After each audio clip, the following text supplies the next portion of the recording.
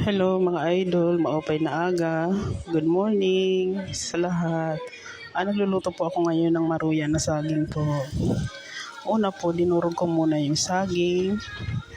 Nilagyan ko po ng flour, harina at saka 2 itlog. So ayan na po. Nagpiprito na po ako.